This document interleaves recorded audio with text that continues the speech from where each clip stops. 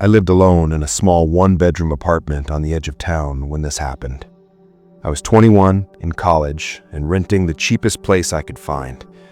The neighborhood wasn't great, but it was quiet at night, or at least I thought it was.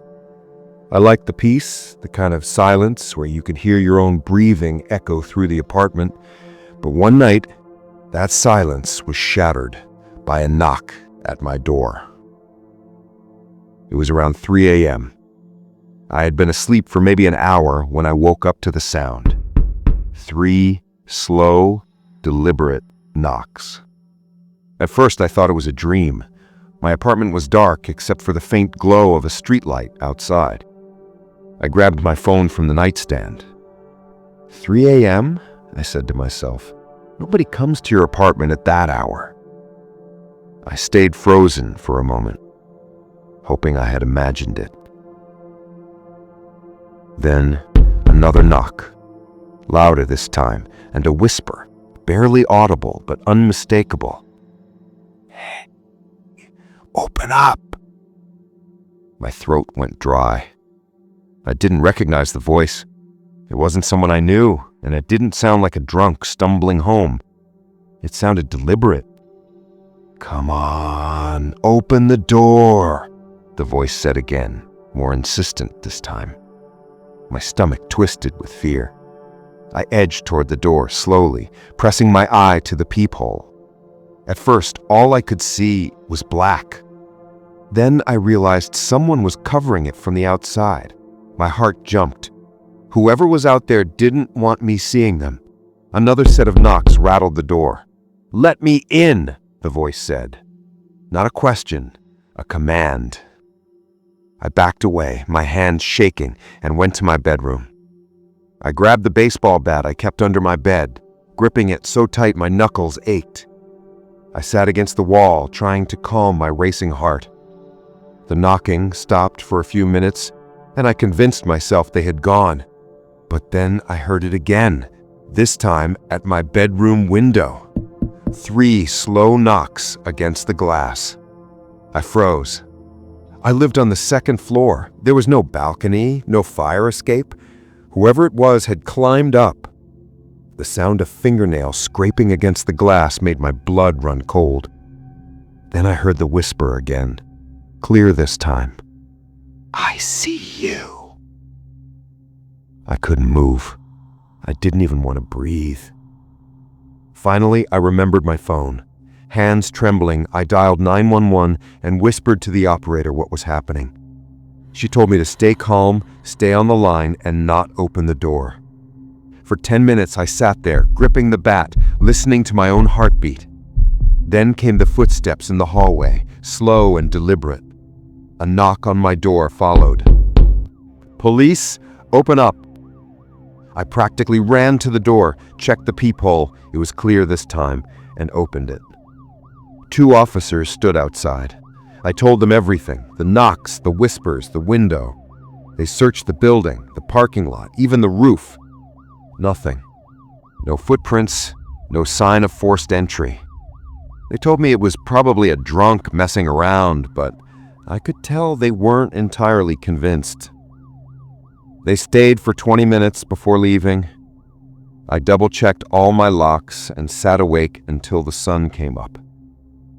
Weeks passed without incident, and I began to convince myself maybe it really had been a drunk.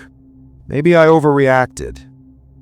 But then, one night, about a month later, I came home and found a small folded piece of paper wedged in my door frame. My hands shook as I opened it. In messy handwriting, it read, "Why didn't you open the door?" That note was enough. I packed my things and moved out the following week. To this day, I don't know who was outside my apartment that night. I don't know how they got to my 2nd-story window or what would have happened if I had opened the door. But I know this. If you ever hear knocking at 3 a.m. and you don't know who it is, don't open the door.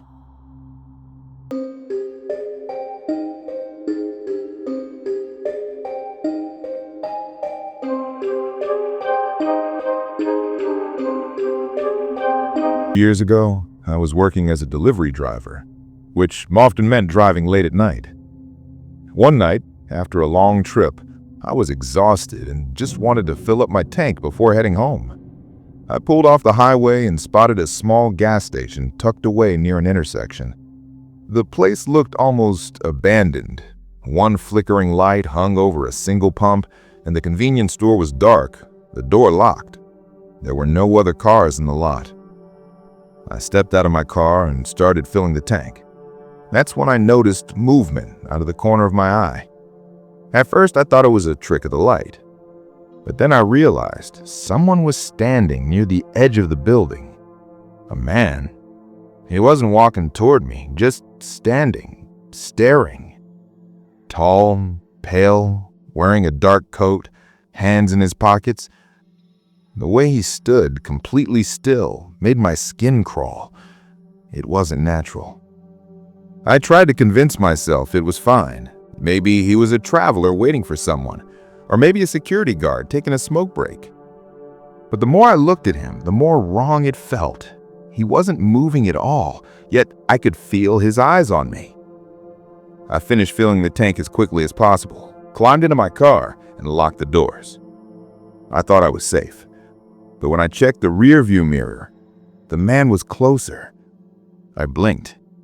He hadn't moved like a normal person would. He seemed to glide across the lot, keeping his gaze locked on me.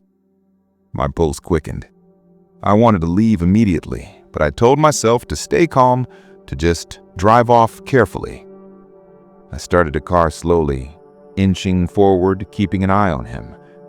And then he was at my driver's side window. I slammed on the brakes. My hands shook on the wheel. The man didn't knock.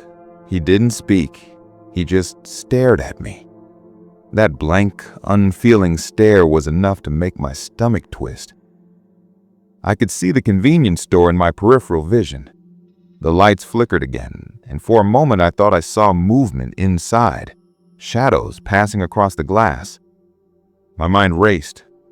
Was there someone else in there? Or was I imagining things? The man didn't move a muscle. His presence alone was paralyzing. Finally, I floored the accelerator and got out of the lot. I didn't dare look back for long, but a quick glance in the rearview mirror made my blood run cold. The figure was standing at the edge of the lot again, motionless, watching me. I don't know how long I drove before I felt like I could breathe normally again. I called a friend to tell him what had happened. At first, I expected him to laugh or rationalize it. Maybe it was a maintenance worker. Maybe it was a trick of the light. But the more I described the man's stillness, his gliding movement, the way he appeared and disappeared, the more uneasy my friend became. Eventually, he told me to be careful and to avoid that station at night. That night taught me a simple truth.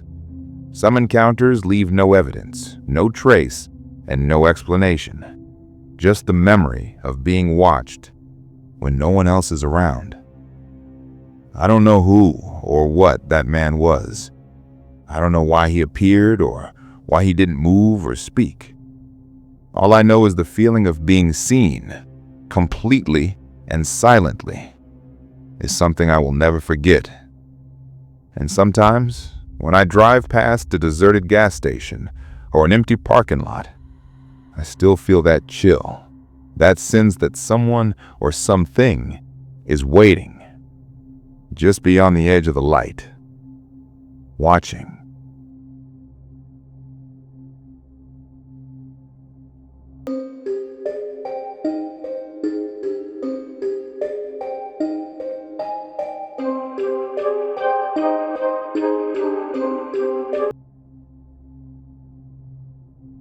I used to babysit for a family in my neighborhood when I was 19. I liked the extra cash and the kids were mostly well-behaved, though a little rowdy at times. One night, I was asked to babysit on a weekday evening. The parents told me the kids would be asleep by 9 and left me with strict instructions. Don't answer the door for anyone and make sure the kids stayed inside. The house was old, big, and surrounded by tall hedges, so it always felt a little isolated after dark. I arrived around 6 and everything seemed normal at first. I played board games with the kids, helped them eat dinner, and made sure they were ready for bed.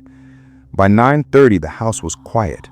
The kids were asleep, the lights dimmed, and I was alone in the living room scrolling on my phone.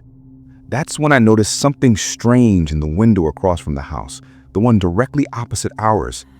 At first, I thought it was a tree branch moving in the wind, but when I focused, I realized it was a figure, a person standing completely still, staring right at me. I froze. It was hard to see any details, just a dark silhouette, but it was enough to make my stomach drop. I tried to tell myself it was a neighbor looking out, maybe someone else in the family, but my instincts screamed otherwise. I went to check on the kids, making sure they were asleep, and when I came back to the living room, the figure was still there. Same spot, same posture. I felt exposed, like someone was peering into my life without permission. I slowly drew the curtain shut, hoping that would be enough to hide from whoever it was. Then I heard it. 3 slow taps on my window. My heart jumped. The taps were deliberate, paced like they were counting. I edged toward the kitchen, grabbing the largest knife I could find, my hands shaking. I didn't want to make a sound. The tap stopped. Silence. I held my breath. Then a faint whisper, barely audible, reached my ears. "I see you." I froze. I didn't know if I should scream, call for help, or just hide. My phone was in my pocket, so I dialed 911 and whispered to the operator what was happening. I kept one eye on the blinds. The street across the street was empty now. The street was silent, yet I couldn't shake the feeling that someone was still watching. Every shadow seemed alive, every reflection in the glass a threat. I stayed on the line with the operator for what felt like an eternity. Then suddenly there was a loud bang at the front door. I jumped. Someone was trying to get in. My grip tightened on the knife. The operator reassured me, telling me the police were on their way and not to open the door. My mind raced. Who was out there? What did they want? Minutes felt like hours. The banging stopped. I kept the phone pressed to my ear, heart hammering. Eventually, I saw flashing red and blue lights outside. Relief washed over me, but it was short-lived. The door rattled one last time, as if someone was testing it. Then silence. The officers arrived moments later, checked the perimeter, the yard, and the neighboring houses. There was no one there. No footprints, no forced entry, nothing. The parents returned later that night, and I stayed with the kids until everything felt safe again. Over the next few weeks, I avoided babysitting there. Eventually, I learned that the apartment across the street had been empty for months. No one lived there. I couldn't explain what I had seen or who had tapped on the window that night. Even now, thinking about it, I remember the taps, the shadow, and that whisper. I wonder if they ever meant me real harm or if they just wanted me to be terrified. One thing I know for sure, I never felt completely alone in that house again, not even with the doors locked and lights on. Like and subscribe.